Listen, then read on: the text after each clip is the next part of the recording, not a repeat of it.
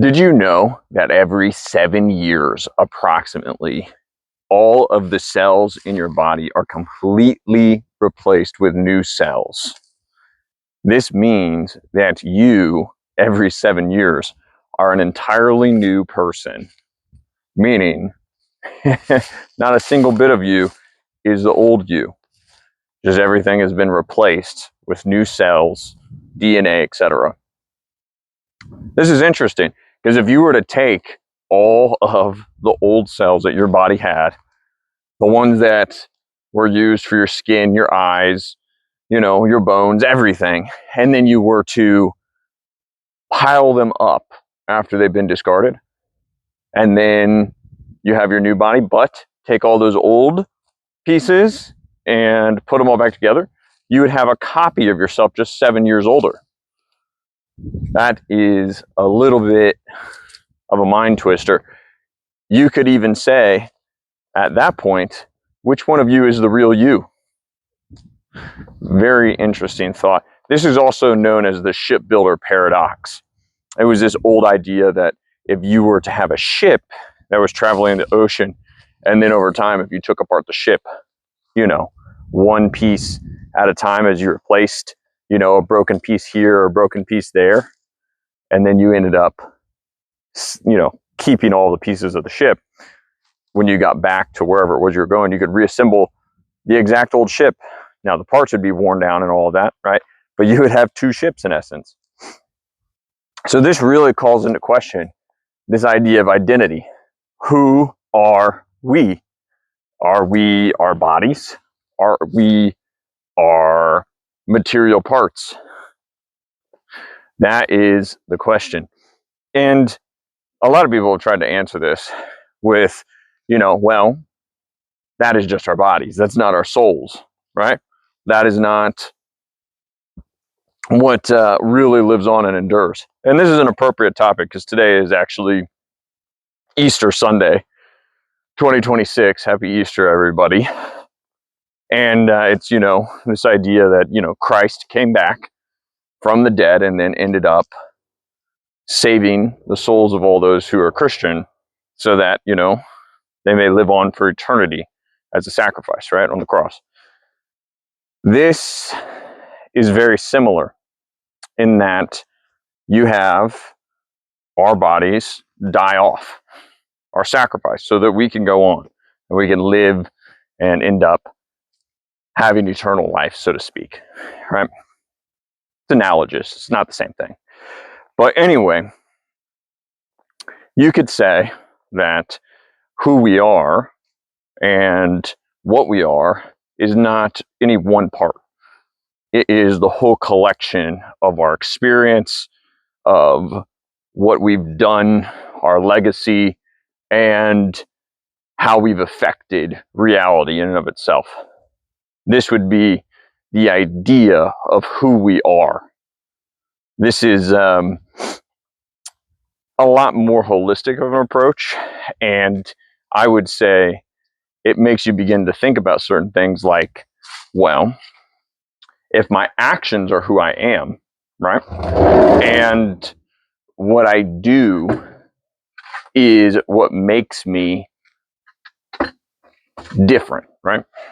Then maybe I should try to do things that are, let's say, worthy of a legacy, right?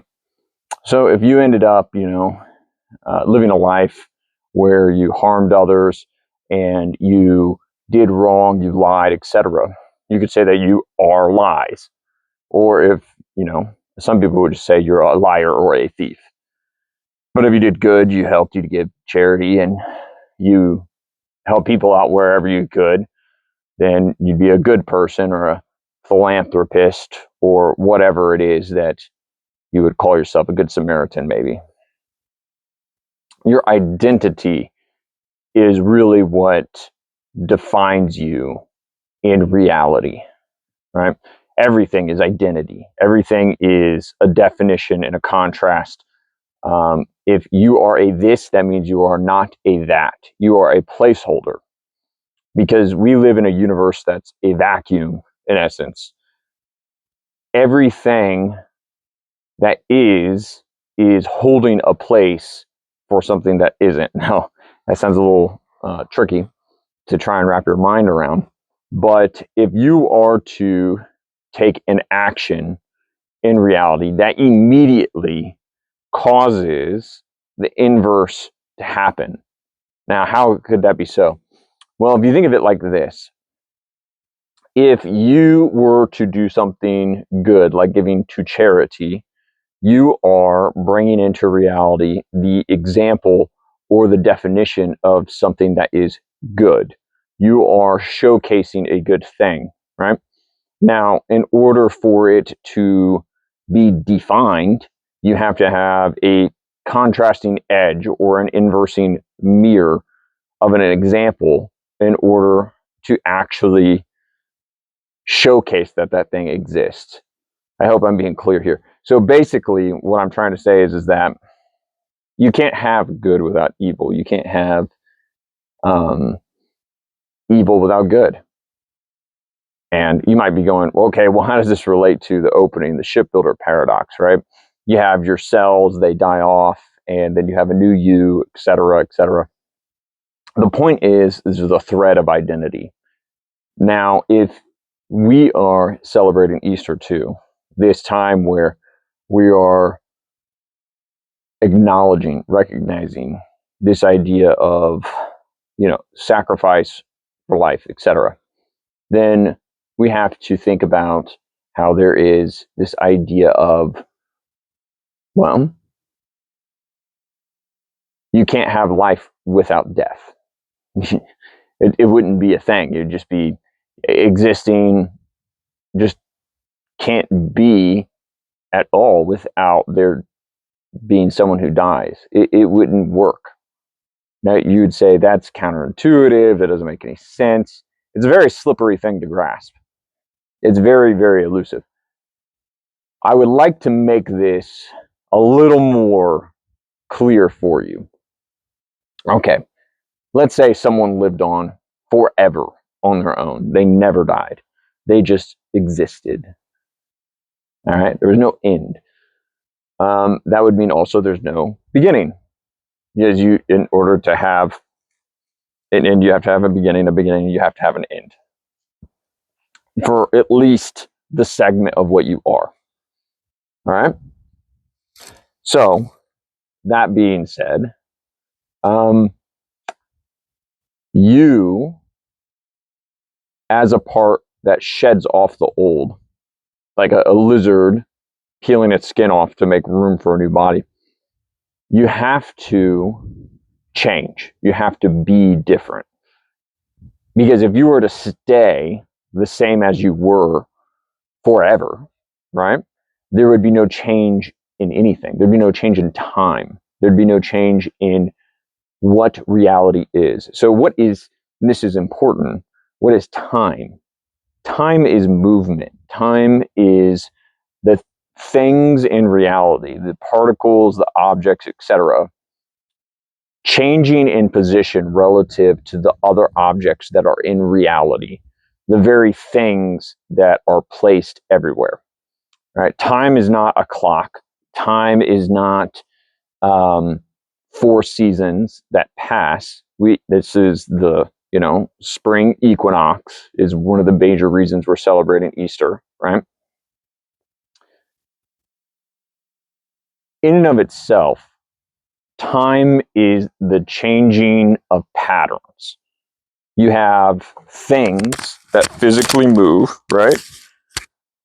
And they move from one position to another, but not in a way that they've done before in the past, in a slightly different pattern, like shuffling around dominoes in a pile, or, I don't know, rearranging deck chairs, something like that, but in a way that's not quite the same as ever has been done before, in a new way now.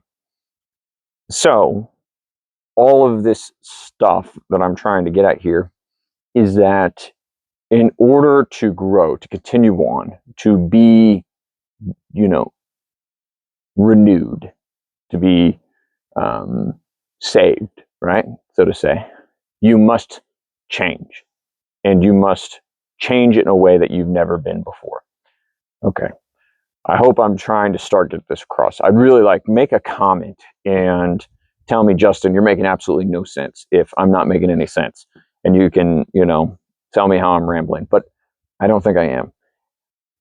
This is like a deeper undercurrent in the ocean of thoughts and ideas of trying to explain how reality works. So if everything is a contrast of another thing, right? And in order to have new things, you have to rearrange what's already there in new patterns. Then what happens next is a new contrast appears. And that's what allows for time in order to flow. So when we think about Easter, when we think about time, when we think about all these things, we're thinking about a renewing of reality, which is in alignment with the spring, right? This is what life is.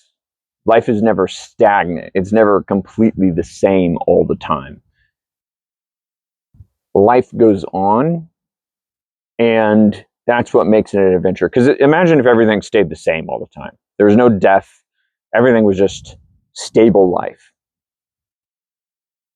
You would begin across time, if you want to call it that, not recognizing any difference from yesterday to today, because everything would just follow the same patterns over and over and over again. It would become repetitive. It'd become repetitive to the point to where everything would blur, and it would all just be one singular time and space and point. That would be the end, because you're hitting a dead end. So really, the celebration of a renewal of life, of sacrifice, and this idea of just rebirth. The flowers on the trees, the leaves growing from the winter, etc., is all connected. And what we have to take away from it is within our lives is we can no longer be the same people that we were. We have to change for the hopefully better. It doesn't necessarily mean that we will change for better, but you have to let go of your old patterns. You have to accept and embrace new. And really the best way to do that is there's the natural way. It progresses on its own, where you become stagnant and you, in a metaphoric way, die a death of no production or poor production. You might take that literally in the sense of you just sit on a couch all day, you're going to get fat, you're going to be unhealthy, and then you're going to have a shorter life, right? Or you could go to the gym in the morning, and you could, what they say is, you could bear your daily cross, the one where you wake up early and you suffer the pain of not getting to sleep in, and then you force yourself to work out. You force yourself to work out, which is grueling, tiring, mentally exhausting, right? And then you end up killing off your old habits, your old self, and you literally grow. Your muscles increase in size. Your strength, your output increases, and you end up becoming different. You're shedding your skin, just like we said before. So you have to direct this process. This process is always in effect. This change, this moving, river of life, this life flow. But you have the ability to direct it, and it comes through intention. This is probably the lesson for this Easter Sunday. And you might say that this stuff is, sounds nice, but I'm just talking a lot without really saying anything. The more I think about this topic and these ideas, really they become more profound to me, because it's a lot of things. It's a lot of experience, a lot of reading. and trying to compress it all kind of into a simple little talk. You have to use these bigger idea, these ethereal words that come across as kind of, like a hippie, but that's how it is. So anyway, that all being said, enjoy your Easter Sunday. I hope that you have a good day. And outside of that, like, comment, subscribe, share the video if you want. Thanks.